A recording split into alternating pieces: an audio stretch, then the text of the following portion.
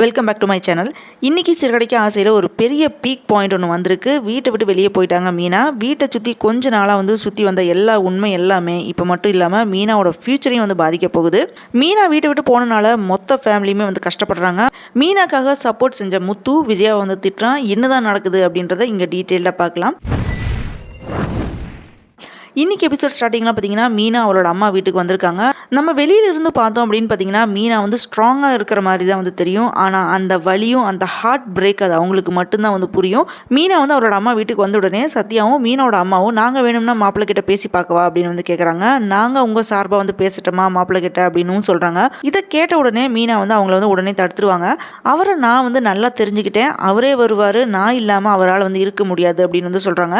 நீங்கள் யாருமே எதுவுமே பண்ண வேண்டாம், அவரே என்னை கூப்பிடுவார், அவர் இல்லாமல் என்னாலையும் இருக்க முடியாது, நான் இல்லாமல் அவராலையும் இருக்க முடியாது அப்படின்னு மீனா சொல்கிறாங்க. என்ன நினச்சி நீங்கள் யாருமே கவலைப்படாதீங்க அப்படின்னு சொல்லிட்டு நான் இங்கே தான் இருக்கேன் அப்படின்ற விஷயத்தை சீதாட்ட சொல்ல வேண்டாம் அப்படின்னு மீனா சொல்லிட்டு மாடியில் இருக்காங்க. இதில் தான் பார்த்தீங்கன்னா மீனா ஒரு ஸ்ட்ராங் உமன் அப்படின்றது புரியுது. முத்து மீனாவை கொஞ்சம் கூட புரியாமல் விட்டனால தான் கோவப்படாமல் நம்பிக்கையோடு இருக்காங்க.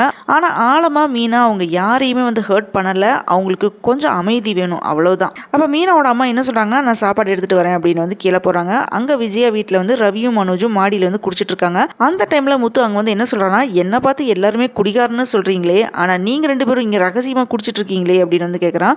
நீங்கள் இப்போ கையில் கிளாஸோடு இருக்கீங்க, நீங்கள் கூட தான் தப்பு பண்ணுறீங்க, உங்களை யாருமே அப்படி சொல்ல மாட்டாங்களா அப்படின்னு கேட்டுட்டு இருக்கான். அதுக்கு ரவி என்ன சொல்கிறான்னா, நீ எதுக்கு இங்கே வந்த அப்படின்னு கேட்குறான். மீனா துணி காய போட வந்திருப்பா, அதான் பார்க்க வந்தேன் அப்படின்னு சொல்கிறான். நடந்தது எல்லாமே மறந்து போச்சா அப்படின்னு கேட்குறான். பட் முத்துக்கு மைண்ட் ஃபுல்லாக பாதிச்சிருக்கு. அண்ணியை நீ தானே வீட்டு விட்டு போக சொல்லிட்டியே அப்படின்னு ரவி ஞாபகப்படுத்துகிறான். அதை யோசிச்சு பார்த்துட்டு முத்து என்ன சொல்கிறான்னா, ஆமாம் மீனா என்கிட்ட உண்மையை மறைச்சிட்டா அப்படின்னு புலம்பிட்டு இருக்கான்.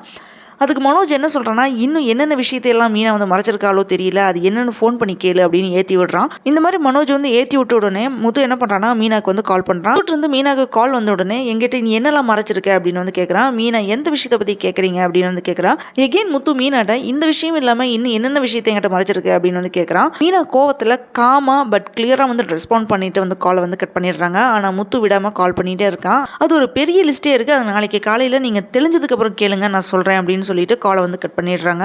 இப்போ மீனா பார்த்தீங்கன்னா யூஸ்வலாக மிரண்டு பயந்து பேசுகிற மாதிரி இல்லாமல் இப்போ ஃபுல் மெச்சூரிட்டியோட பேசுகிறாங்க. ஏன்னா அவங்க கோவப்படலை, அவங்களுக்கு ஹர்ட் ஆயிருக்கு, அவ்வளோதான்.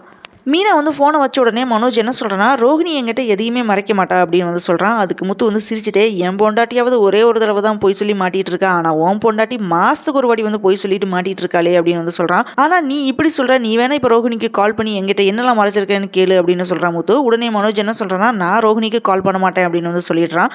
நெக்ஸ்ட் டே சோதனைகள் நிறைய இருக்குது. விஜயாவோட ஆணவம், அதே மாதிரி ரோஹிணி பண்ணுற இன்சல்ட் அப்படின்னு எல்லாத்தையுமே முத்து ஃபேஸ் பண்ணுறான். மார்னிங் போதை எல்லாமே தெளிஞ்ச உடனே முத்து மீனா மீனா அப்படின்னு கூப்பிட்டு இருக்கான். அப்போ அண்ணாமலை இப்போதான் உனக்கு தெரிஞ்சிருக்கா அப்படின்னு கேட்குறாரு. விஜயா அப்போ அங்கே தான் இருக்காங்க. அதுக்கப்புறம் அண்ணாமலை என்ன சொல்கிறாருன்னா, மீனா இங்கே இல்லைன்றது உனக்கு தெரியாதா அப்படின்னு கேட்குறாரு. முத்து நடந்தது எல்லாத்தையும் நினச்சி பார்த்துட்டு இருக்கான். அப்போ விஜயாவும் மீனா எனக்கு ஒரு டீ போடு அப்படின்னு சொல்கிறாங்க. அப்போ அண்ணாமலை விஜயாட்டியும் உனக்கு மறந்துடுச்சா அப்படின்னு கேட்குறாங்க. அவள் தான் வீட்டை விட்டு போயிட்டாலே அப்படின்னு சொல்லிட்டு ரோஹிணி எனக்கு டீ போட்டு கொண்டு வா அப்படின்னு சொல்கிறா. அப்போ ரோஹிணி டீ போட்டு கொண்டு கொடுக்குறா. அதை குடிச்சு பார்த்த உடனே துப்பிடுறாங்க. அதுக்கப்புறம் விஜயா என்ன சொல்கிறாங்கன்னா, நேற்று வரைக்கும் எங்கள் வீட்டில் ஒரு வேலைக்காரி இருந்தால் அவகிட்ட கற்றுக்க வேண்டியதானே அப்படின்னு சொன்ன உடனே எல்லாருமே யாரு அப்படின்னு குழப்பத்தில் இருக்காங்க. அதுக்கு விஜய் என்ன சொல்றாங்கன்னா, அந்த மீனாவை தான் நான் வேலைக்காரின்னு சொல்றேன் அப்படின்னு சொன்ன உடனே முத்து என்ன சொல்றான்னா, அவன் இந்த வீட்டுக்கு வேலைக்காரி இல்லை, ஏன் பொண்டாட்டி அப்படின்னு கோவப்படுறான். இந்த வார்த்தை தான் முத்து ட்ரிகர் பண்ணியிருக்கு. அவன் ஏன் பொண்டாட்டி வேலைக்காரி இல்லை அப்படின்னு சொல்றான் விஜயாட்ட.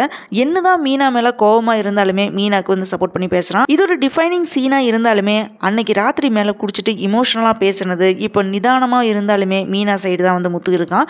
இந்த சீனில் ஸ்ருதி ஒரு அட்டகாசமான டயலாக் ஒன்று சொல்கிறாங்க. அது என்னன்னு பார்த்தீங்கன்னா, முத்து இந்த மாதிரி ரிப்ளை பண்ணுறதை பார்த்த உடனே ஸ்ருதி, பரவாயில்லையே, நீங்கள் மீனாவை பற்றி பேசினா கேட்க மாட்டீங்க அப்படின்னு நினச்சேன், ஆனால் சப்போர்ட் பண்ணுறீங்களே அப்படின்னு சொல்கிறாங்க. அட்லீஸ்ட் இப்போவாச்சும் முத்து அவளை டிஃபெண்ட் பண்ணியிருக்கான். அது சூப்பராக இருக்குது. இது நம்ம எல்லாருக்குமே ஒரு மெசேஜ் மாதிரி தான். முத்துக்கு ஃபைனலாக அவன் பண்ணின தப்பு ரியலைஸ் பண்ணிடுறான். முத்து இந்த மாதிரி சொன்னனால விஜயா கோவப்படுறாங்க. அந்த கோவத்தை ரோஹிணிகிட்ட காமிக்கிறாங்க.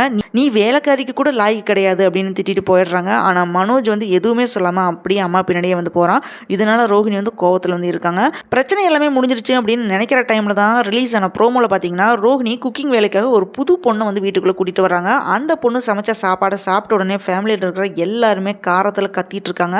ஹோல் ஃபேமிலியை பார்த்தீங்கன்னா ஃபுல்லாக பேர்னிங் ஆகி சாப்பாடு லிட்ரலி வந்து ஸ்பைசி காரமாக இருக்குது அப்படின்னு வந்து சொல்லிட்டு இருக்காங்க. அப்போ அந்த டைமில் பார்த்தீங்கன்னா முத்து என்ன சொல்கிறான்னா, என் பொண்டாட்டி வேலைக்காரின்னு சொன்னீங்கல்ல, உங்களுக்கு இதுவும் தேவை தான் இன்னும் தேவை தான் அப்படின்னு வந்து சொல்லிட்டு போகிறான்.